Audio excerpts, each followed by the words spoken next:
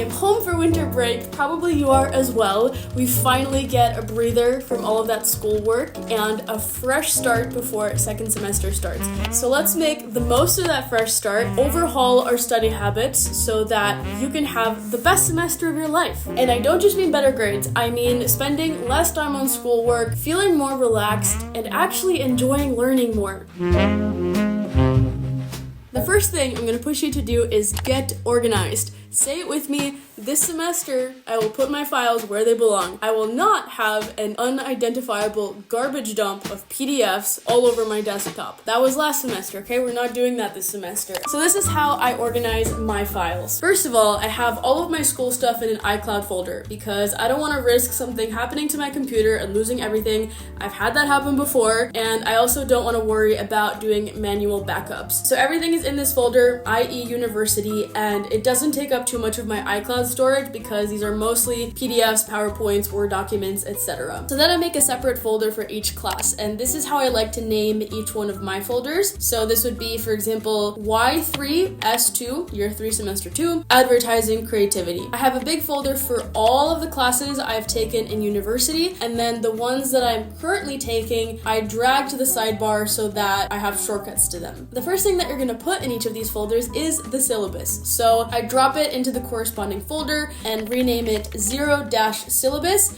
so that when this folder is sorted in alphabetical order, that file will always appear first. Then every file that I add to this folder throughout the semester, I add a number to the beginning to indicate which session it's for. So if, for example, I downloaded a PDF that I need to read for session 12, I would name it 12 Foundations of Political Communication Chapter 12 or something. Sometimes we have double sessions, so I would just write 11, 12 right next to each other. And this is what a finished folder looks like at the very end of a semester. It's kind of beautiful. Then you're going to create a list of your assignments and deadlines. So maybe you already use a paper planner for this. Maybe you have like a fancy task management app or just a sticky note on your desktop. Find whatever works for you, but have a master list that has everything so that nothing slips through the cracks. Personally, I use a Google Doc. So I actually share this Google Doc with all of my classmates so that everyone can see all of the assignments that we have coming up. I think it's just a nice thing to do, and it also eliminates people asking repetitive questions in the group chat, although some people will still ask them. So in this document, I basically have important email addresses and other information relevant to our degree listed at the top. Then I have a heading for each class with that professor's email. Under that, each assignment is listed as a to-do with a checkbox, and then big exams and project deadlines are highlighted in yellow, and I put any important information about that exam or project below in small text. I also have this archive section at the end, so each time the due date for an assignment passes, I delete it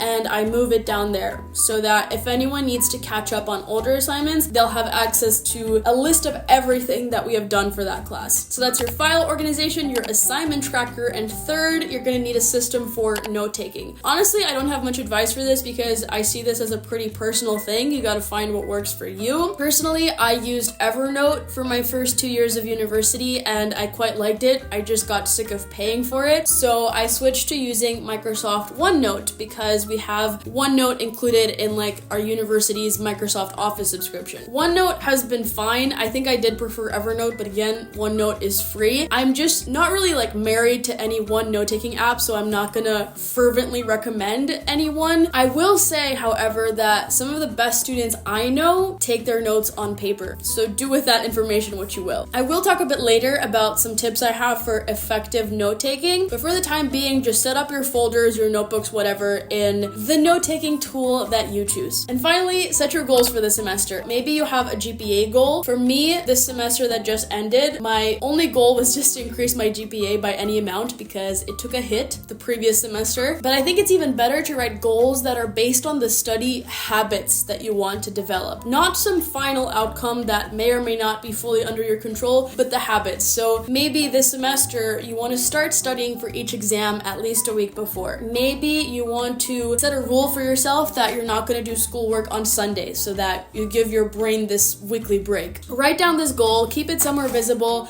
maybe find an accountability buddy for it. I've actually made a video about my experience having an accountability buddy a few years back, but it can be hard hard to find a buddy who you can count on even when life gets super busy for both of you. So I want to thank Summit for sponsoring this video, because Summit AI is a personalized life coach that will help you with your goals in school or any other area of your life. So I've been using Summit to push me to do my internship applications for this summer, to find sponsors for YouTube videos, and also for this no complaining challenge that I did a few weeks back. So basically, you tell your coach, who you can personalize to have any tone of voice you want. Mine is very fun and peppy. You tell them what goal you want to work on, and it helps you adjust that goal so that it is actionable, time-bound, all the SMART goal stuff. It helps you break down that goal into milestones, and it will actually check in with you each day to ask you about your progress. So you can have a conversation with it, just like you would with an accountability buddy. It'll help you work through any obstacles you might be facing, plan out your next steps, or just get a nice little pat on the back for what you've accomplished. Since it's the new year, another really cool feature that I love is the life circle. So here, your coach basically guides you through rating and reflecting on each area of your life, and then it recommends goals that you might want to work on based on the ratings that you gave. Summit is free, so you can go to summit.im or just go to the link in the description and start personalizing your life coach. Alright, so for the next section of the video, we're going to talk about what you have to do in class to be an academic powerhouse. I love this phrase, it's so dramatic. My first bit of advice is to pay attention in class. Don't click off the video yet. I know this sounds stupidly obvious, but at the beginning of the video, I said that these tips would not only help you get better grades, but also enjoy school more. And so I think paying attention in class actually has a lot more to do with how much I like school. I take notes on my computer, okay? I get distracted too, I multitask, but what I have noticed is that when I am fully engaged and not multitasking, not only do I obviously learn more, but I leave class in a better mood. Especially if I participated in some way, like if I got to ask a question or share an idea, I just feel like I really got the most out of that hour. Like, I have to go to class. Attendance is mandatory, so I don't have any control over that, but I do have control over whether I enjoy my time there. So again, I'm definitely guilty of multitasking. Feel free to call me a hypocrite if you ever see me in class not following my own advice, but just try closing your other tabs and focusing completely and see what happens. And secondly, I promised that I would have a little more advice on effective note-taking, so here it is. Honestly, I cringe a little bit when I see people copying the slides down word for word into their notes, because what is the point of that? The best way to actually absorb the information after you listen to it or read it is to toss it around in your brain a little bit, let it simmer, let it marinate, and then try to rewrite it in your own words. A lot of professors put way too much text on their slides, so trying to cut out what's unnecessary is actually a really good exercise in understanding. In your notes, you should also add any questions that you asked or examples that came up in class discussions, because oftentimes that's the stuff that really makes the content clear. That's why personally, I'm generally not a fan of self-studying. I love being in a classroom because even if I myself have nothing to add to the discussion or I don't think that I have any questions, just being there and listening to my classmates discuss, I feel like I get so much out of that. Before I move on to the next section, I want to preface this by saying that I study communications and digital media. So your experience might be very different based on what you study. We don't do math, for example. We do tons of group projects, tons of presentations. And so my advice is based on that.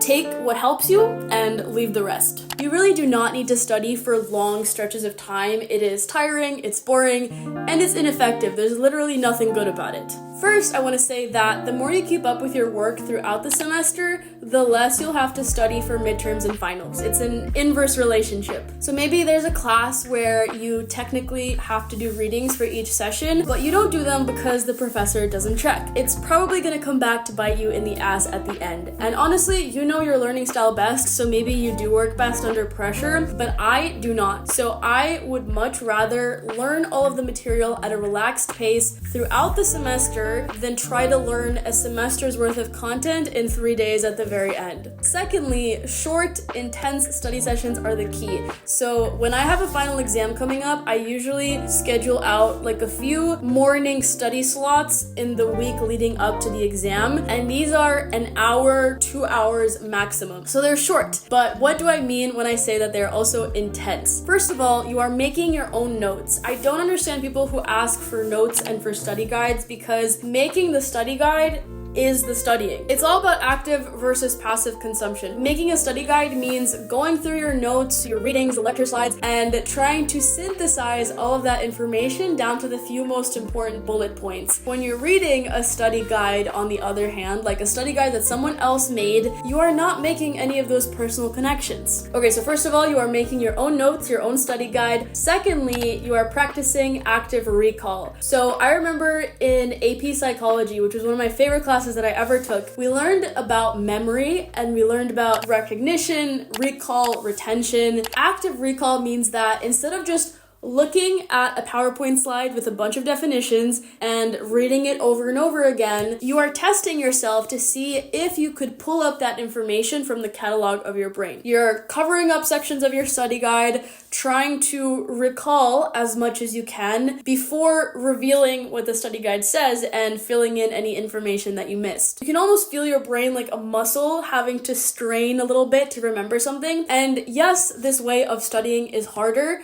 but this is how learning happens, and ultimately you will spend less time on studying because this is so much more effective and efficient. So for example, if you have a big exam coming up and you have a list of concepts you need to know and you're making a study guide, you will learn way more effectively if you first challenge yourself to fill out as much of that study guide as you can from memory than if you immediately just go to your notes and start summarizing those. So test yourself, check what you're missing, test yourself, check, test, check, until you can remember all of the information. So, making a study guide, active recall, and finally, spaced repetition. If you have 5 hours in the week to dedicate to studying, you will learn the material way better if you study for an hour each day than if you do one crazy 5-hour long study session. Your brain has this forgetting curve over time. It drops suddenly in the beginning, and you basically need to review that information to keep bringing yourself back up to this level. And each time you do that, the longer the information will stay in your brain.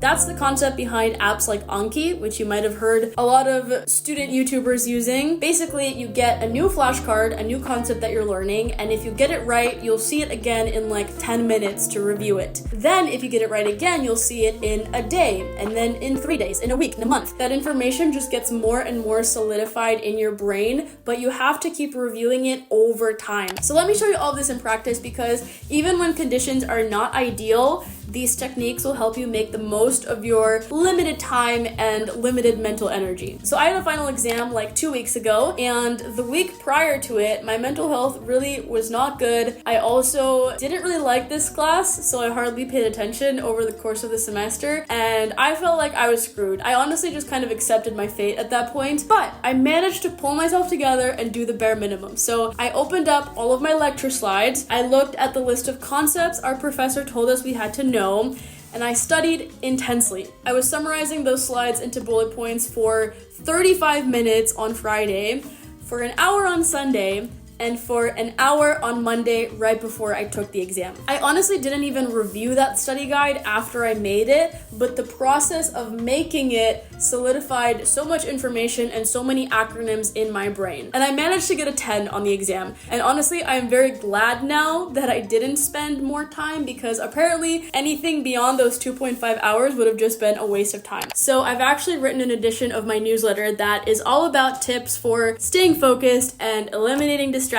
I write this pretty cool, pretty useful bi-weekly newsletter. If you're interested in signing up for that, you can sign up here, but I will give a summary here. When you are super intensely focused on doing something and something pulls your attention away, it is so hard to get back that flow state that you were in. So this is something called attention residue. Basically, when you switch tasks, your brain is not a computer. It cannot fully switch over to the new thing that you're doing because some of your attention remains means with that distraction. So here's what I recommend when you're studying. First of all, turn off all distractions, mute notifications on your phone, mute WhatsApp on your computer, anything that might ring, ding, or buzz. And also, I like to put my phone behind my computer because other studies have shown that the mere presence of your phone is actually distracting. Even if it's not making any noise, if it's turned off, just having it there takes some attention away from your brain. So I don't want to see it, it's behind my computer. Secondly, I live by the Pomodoro technique. You've probably heard of it, but it's basically where you set a timer and you work for 25 minutes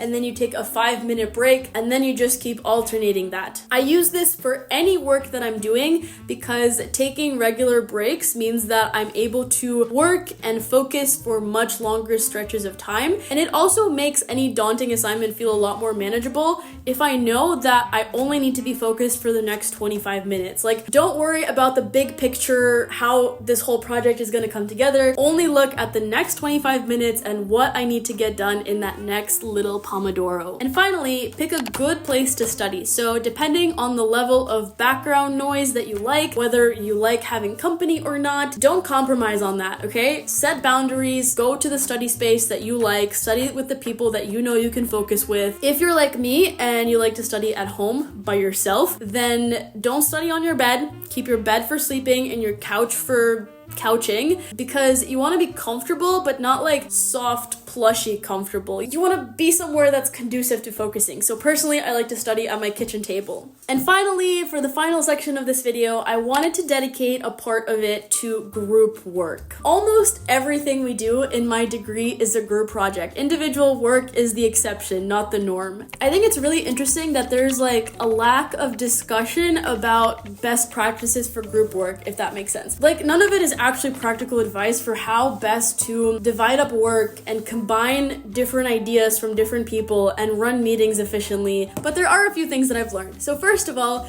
if you're allowed to choose, pick a solid group. Sometimes this requires having difficult conversations and saying no to people, but you gotta do it. I've learned that there are some people that I love talking to socially, but I simply cannot work with them. And so you kind of have to separate work and personal life in a way. So then once you have your group, there are a few Blissbean trademarked certified best practices that I have developed. Number one, meetings are for making decisions. Meetings are not for working. I think you should always come to a meeting with something already prepared, because if you come with nothing, you're kind of just all spinning your wheels and wasting time. So for example, I might be like, hey guys, before we meet, please individually brainstorm 5 ideas for our marketing plan or whatever and add them to this Google Doc so that when we meet, we have a starting point for our discussion and we can just finalize our idea and move on to delegating work. Do people actually do this? 80% of the time, no. But honestly, if I at least can bring something to the meeting as a starting point and maybe like one other person, it's much better than nothing. Number 2,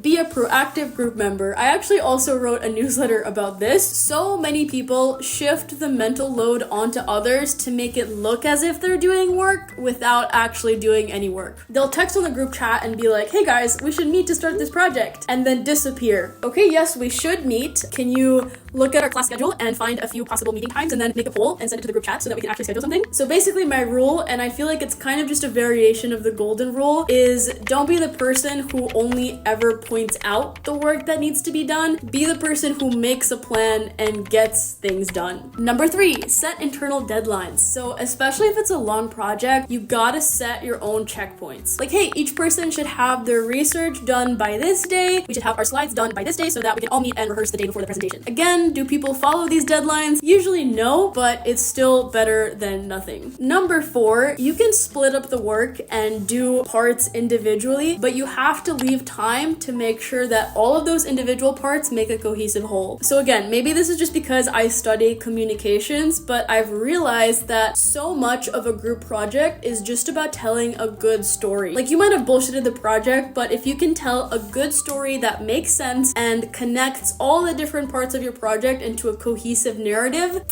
Teachers love that. It is so important to leave time so that you can all come together and see if your parts make sense together, because otherwise you'll just have like a Frankenstein of a project and it'll be very obvious that people did their work without ever even communicating with each other. And finally, number 5, high five, have some boundaries. I really try not to do any schoolwork on Sundays. Of course, if it's absolutely necessary, I will be flexible, but having this rule for myself pushes me to be proactive and be the one who makes sure that our group gets our work done early enough that a Sunday meeting does not become necessary and that I can spend my Sunday just cleaning and organizing and relaxing. And in the end, this is something that I agonized so much over this semester, but if there are group members who aren't contributing, make an effort to include them. Maybe they're just shy and that's why they're not participating, but if they've just decided that they're not going to do any work, there's not really anything you can do to change that. So unfortunately, you have to accept it. Before you go, I just want to give you one book recommendation, How to Be a Straight A Student by Cal Newport. I know the title sounds a little cheesy, but this book is gold. Some of the concepts that he talked about were new to me. Other things were study habits that I already had been doing, and I knew they worked, but I couldn't put words to why they worked. And he does such a good job of explaining everything. You've probably heard of his other books like Digital Minimalism or Deep Work, so you can trust this guy. Thank you so much for watching this video. I hope you have a fantastic rest of your break and an amazing second semester. I'll see you for the next video. Bye!